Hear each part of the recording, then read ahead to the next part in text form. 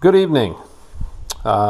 Take the time and opportunity here to make a little video for those who don't know, and just an overview of some basic tools that you need for basically a lot of what I do is breaking apart some pallets and reclaiming some woods, or in that nature of things. Also some basic tools for everyday home repairs, and not only fixing things, building things, and things of that nature. So I'm going to go ahead and get started here. It's also, I said, this is going to be a brief overview of what you might need, but I'm also going to go over where you can get some of these things. I'm going to be providing some links in the description at the end of it, in the description. So and also some tips and tricks to where to find things and what to do. So we'll go ahead and get started. You see some various implementary laid out here on the well-loved and well-used workbench that is in my shop here. I'll go ahead and start off basically, well, heck, we'll start off here. Your average crowbar. This model that I have here happens to be a titanium crowbar, so it's come in very, very handy.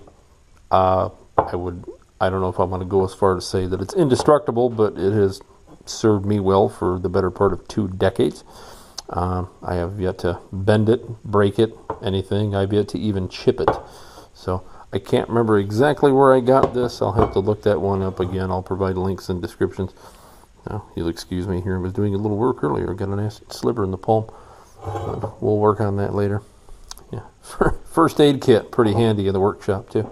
But yeah, titanium crowbar. It's good for the heavy work. Good for prying things apart and getting some of those stubborn pallets apart.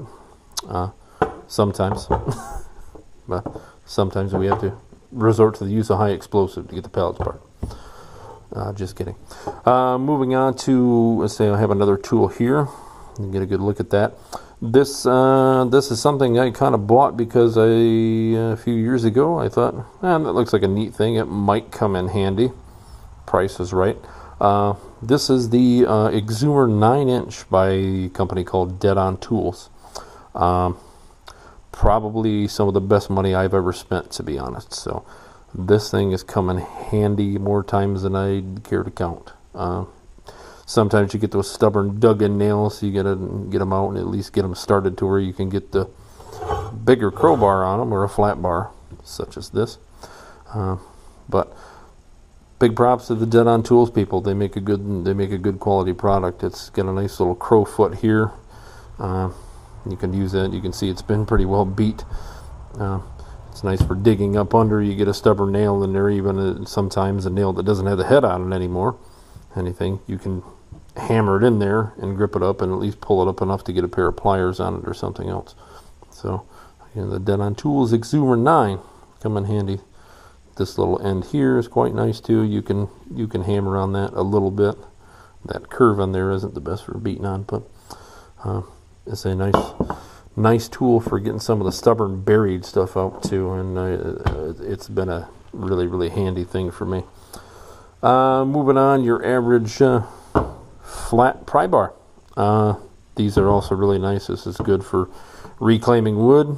Like, again, I do with the pallets. I reclaim a lot of wood out of those. I'm fortunate enough to work at a place we have a lot of pallets in, and some of them are pretty decent, and I always keep an eye out. But this one just happens to be a Stanley. I think I got this as a gift last Christmas, so I just ended up needing one and mentioned it, and there it was. But yeah, flat pry bar gets in between those cracks. Again, you can hammer that in either end and pry things apart enough to where you can get a bigger tool in, like the big crowbar.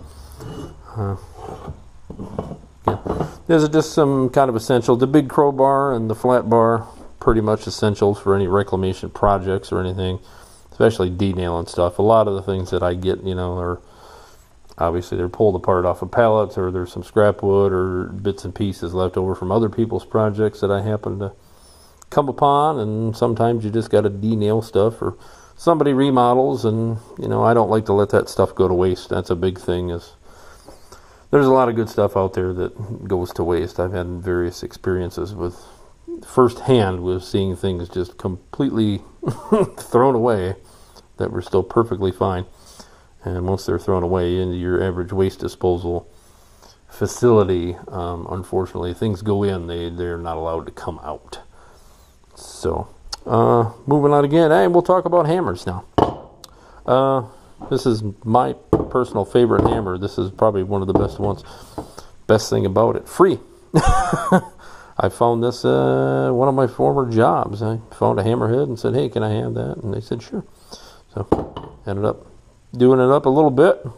It's about a 12-ounce framing hammer. You can see the stippling on the head there. It's been nice. You know, obviously gray, thus the name. Hammer's not real super important.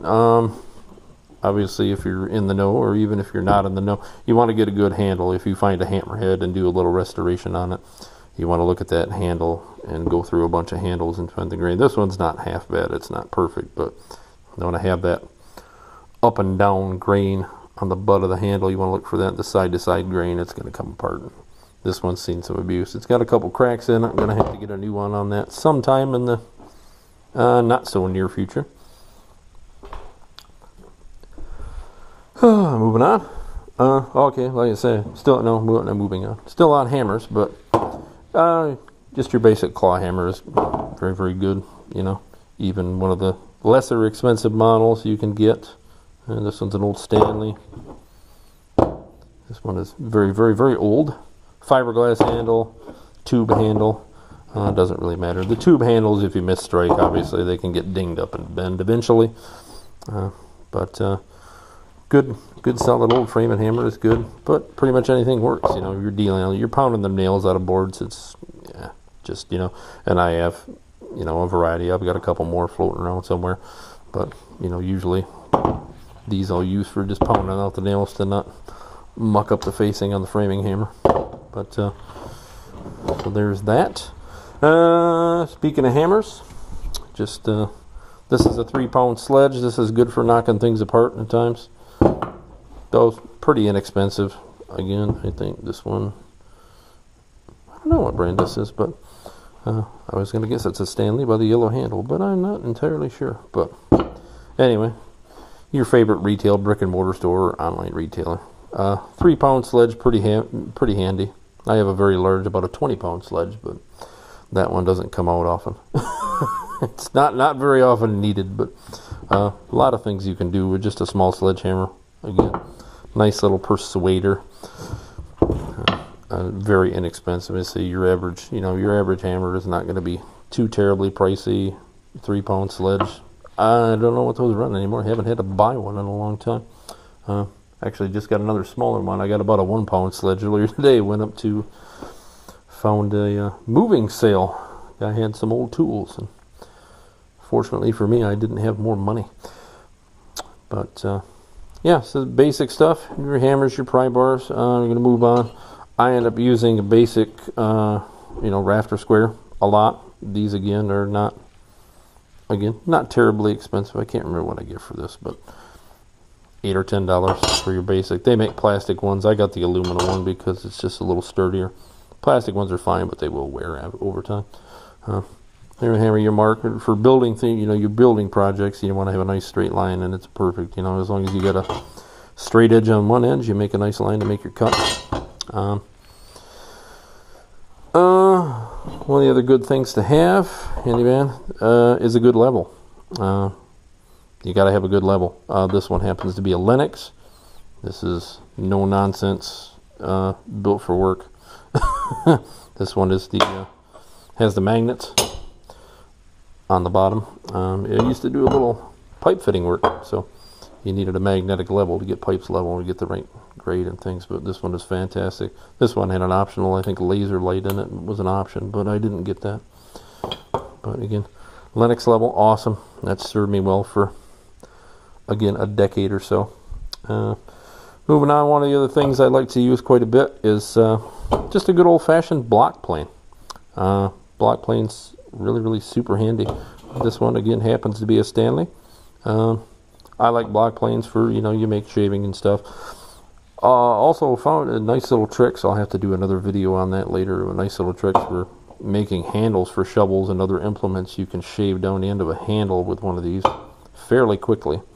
And as with all tools, maintenance, your block planes, they do have to keep them nice and sharp, and they will last you for a long, long time.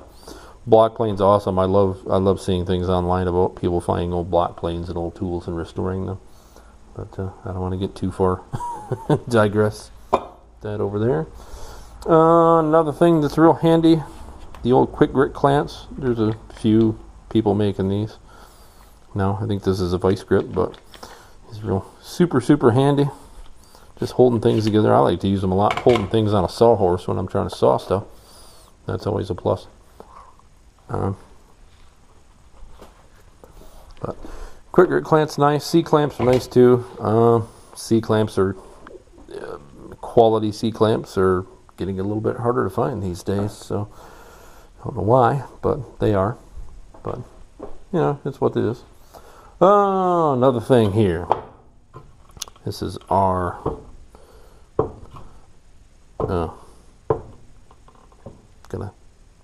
gonna have a fun moment here of forgetting things, but for sawing your angles, this is for doing trim and woodwork and stuff. I've got mine mounted on a little piece of 2x6 here, but put it in the wood vise. You can saw your trim and saw your angles on the thinner pieces. It's nice. These are super cheap. I found this one at a thrift store, $1.99. Made in USA. Miter box, kids. Moving on for finishing stuff. Do have a palm sander. It's a decent palm sander. I got this one at Menards on sale. $20 or whatever. Looking at sale stuff.